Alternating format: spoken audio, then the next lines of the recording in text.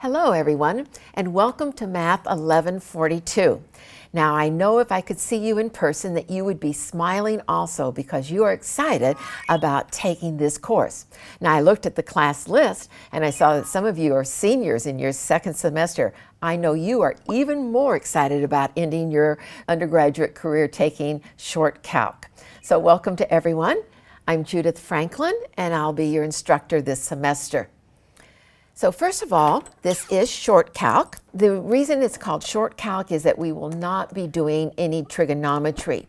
I mention this because as you'll see as we go along in the course and you look at some of the resources we have, they may have some trigonometry problems also, and you can ignore those and that will make everything easier for you.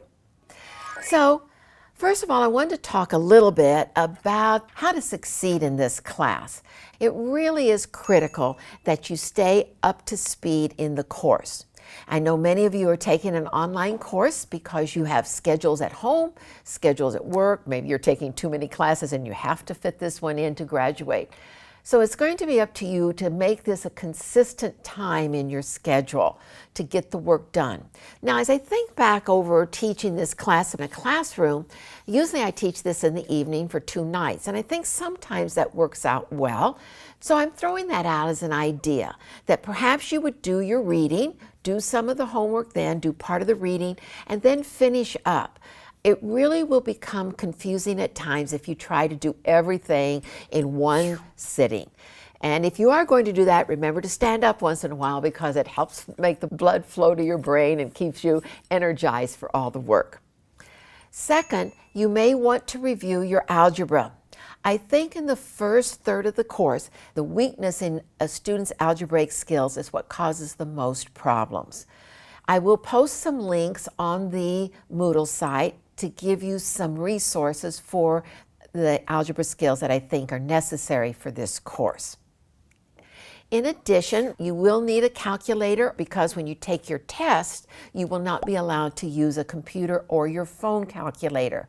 So I recommend getting a $9, $6 scientific calculator. You can find them for that price, and it must have on it the letter E and the 2 letters LN. That's how you know that you have a scientific calculator. And you go, wow, look. We're going to be studying some E's up here, and that's one reason that you do want a calculator with the E. And then what's even more exciting, we just don't learn these symbols and how to work with them, but we get to apply them to word problems. Yes, one of our favorites always when we've done mathematics. So it is a really challenging course, but I think also it can be a very interesting course because calculus really relates to a lot of the items that we find in life that we really don't know about. And specifically, we're going to learn that calculus was developed to talk about breaking things into parts. So we're going to break into parts. That'll be the first part of the class, okay? And this is going to relate to rate of change. A key word. And all of you are in areas that do have rate of change. So many of you are in the biological sciences. So how fast is a population changing? How fast are some plants growing? Some of you are in economics. How fast is the national debt increasing? And then later we're going to put the parts back together.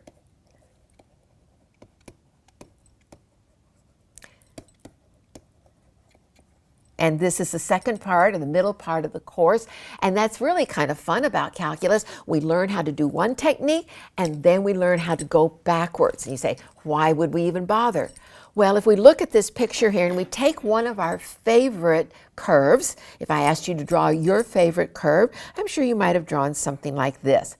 Many of you recall that this is our good friend f of x equals x squared. And one of the reasons I wrote this down is this is one of the algebraic concepts you'll want to recall is the concept of a function. So that if I have a specific value of x here, and I can go up to my curve and I can find f of a.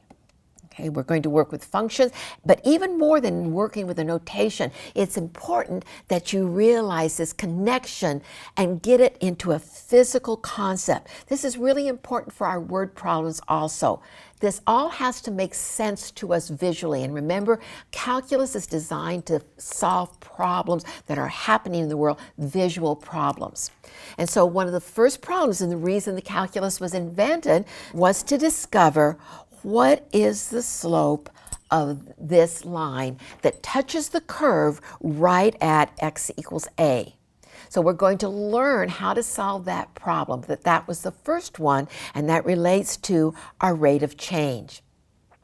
Then what we want to do is we want to say, oh, let's put it back together and let's look at what happens here. How much area is under here? Okay, that's putting it back together and summing up all of this area here. You say, why would I want to do this?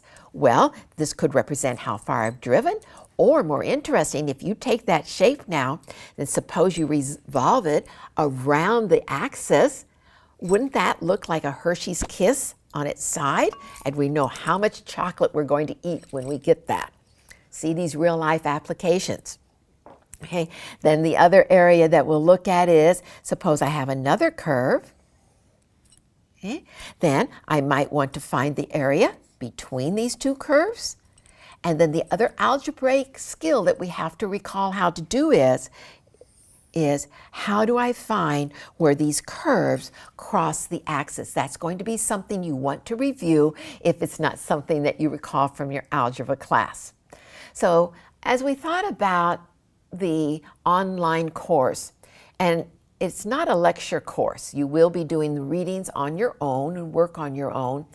It was a little bit concerning to me in terms of how does a student get to learn without me being there and getting you excited about the course and giving you other problems and seeing where you're having problems. So we wanted to make sure that as much as we could, we use some of the concepts that there are in adult learning in terms of how we retain information. So if you look at this pyramid here, you'll see that the material that we retain from a lecture is 5%. That was very discouraging to me when I heard that. Okay, when we read, it's only 10%. So I thought, oh my goodness, students will only be reading and retaining 10%. Audiovisual is still only 20%, so even if I, put a lot of material online, that might only help a little bit. Demonstrations get a little bit better. You retain 30% of that. And all of those are passive because you are sitting there or standing there and something is being delivered to you. While if we look at the bottom part of the pyramid, that's where you participate in the teaching method.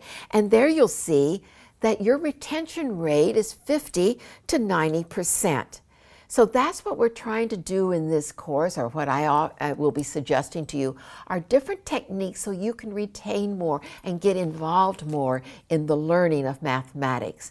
I often ask students, how many of you are involved in a music activity or in a sports or previously in your life? It's the same concept there. You didn't learn to do anything by just watching a video on how to play the violin or how to jump hurdles. You actually had to pick up a violin, you had to put the rosin on the board, you had to start with shorter hurdles and then work your way up. Similarly with math, in order to learn it, it is very much a participation activity. So in the course, we're trying to make ways that it may be helpful for you to have a group discussion online, because we know that maybe all of you are not in the Twin Cities, that you can practice by doing. This is critical. You will do a lot of doing. That's sometimes called homework. And then this concept of teaching others. Perhaps that could be part of what happens in your group discussions, where I might say, I'm really having problems with question number 38. How did anyone else start that? And you might be the one to put out there, this is how I started. And when you can say out loud or type how you approached a math problem, you are really learning it. We say in some of the studies that you're making muscle memory from your hand or from your mouth to your brain to remember this material. So again, we want to hear from you during the course how successful this is. Could we have done some of these things differently? What really worked for you? But again, that's where I want you to focus in the course, are these activities that are going to be giving you at least audiovisual demonstrations, group discussions, practice by doing, and teaching others, or in other words, saying math out loud. I always think you learn something when you talk, and I encourage you to talk your math, so that I don't want you memorizing formulas that says f prime is equal to this. I want you to say it in English, and as I'll point that out when we get to some of the other components of the online course. So that as you're walking across campus, as you're driving, as you're preparing your meals, you can say your calculus out loud. That really makes a difference. You'll also want to take advantage of the fact that I'm always available via email and available via Google Hangouts. So you can ask for individual assistance. You can ask your colleagues, I don't understand this problem. We can all get together and talk person to person via Google, or I can always write out problems and then email them to you. I've really found that students who take the time to keep in touch and say, I don't know how to do this, really have a much higher chance of success. That's your role as a student, is to say, I'm not quite sure what you're trying to say, or Judith, this book made no sense at all. Could you please help me understand how I'm to approach these problems? I also encourage, when you have those kinds of questions, either for myself or your classmates or your study group mates, that you can take a picture of your work and send it or post it and say, this is how I started. Am I on the right path? Because it feels really good to hear, yes, you are. And it also feels really good to say, yes, you are, but you made one mistake. Because math is a process, a step-by-step process. And as you'll see when I talk about our quizzes and our tests, I'm not necessarily going to jump to see if you got the right answer. I want to see your work, because sometimes your pencil betrays you. This pen sometimes betrays me. But if I see your steps, then I know you know how to approach the problem. And that's what's critical. Sometimes students ask, why am I taking calculus? I'll never really use it. And I like to say that you have the opportunity to attend the University of Minnesota, a liberal arts university. And as part of that, I think it's pretty incredible that you are being introduced to one of the most critical concepts that has changed, quite honestly, the course of humanity and our civilizations. And so just to know that you have had this introduction, you've heard some of the terms, you know where they are used, and if necessary, if you really needed to use this in 5 years in real life, you could Google it to find out, again, the steps that we learn in this course. So keep in touch, say your math out loud, and keep on schedule. So I look forward to working with you. And I'll probably mention this in the next video, but just in case, you may address me in your emails or when we're talking as Judith, and I will use your first name. We will treat each other with respect, and I think that will work fine and make it more of a classroom setting. So welcome to the course. I look forward to it starting.